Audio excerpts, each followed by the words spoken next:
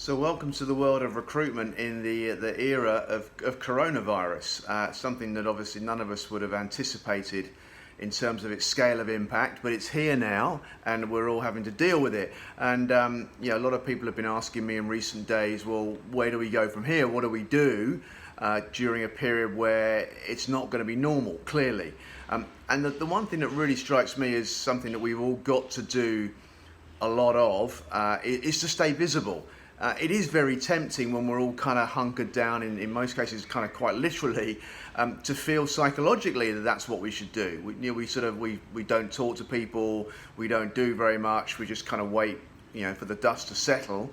The problem with that, of course, is that you're actually making yourself invisible to people who need to know that you're still around. Now, whether this is in a sales setting, a business setting, or a recruitment setting, or any other real, a commerce setting, you've got to have communication with people. You've got to be there to help and advise them. Sometimes they may have very specific requests of you in terms of help and advice you can give. Other times it might be much more generic. It might just almost be kind of like a shoulder to cry on. It almost might just be that sense of just sharing some of the things that we're going through and getting other people's thoughts and ideas and input. So it is really important that we stay visible, keep talking to people, use the phone if we assume that face-to-face is not going to be something that can be used as much as we would like for the short term at least.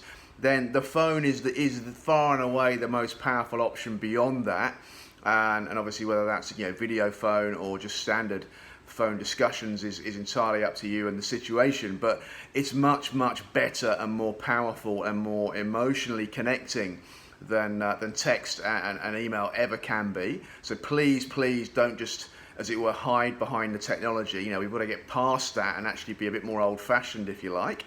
So talk to people, share what you're going through, share ideas and thoughts and advice. And at some point in time, this will pay back to you, not just because it's the right thing to do now, which it is, incidentally, but at the people that you have relationships with now, that you strengthen perhaps during these tough times, these people at some stage will be in a position to help you, whether it's to do with business, whether it's to do with giving you a job, whether it's to do with being a company that you want to work for, or vice versa. The issue is that there will come a time when things are back to some degree of normality. And all of us as individuals are going to have a much warmer feel for those people who appeared to be valuable to us during a tough time. And this is the key bit, even when there was nothing in it for you. Don't just do this because you think it might get you something.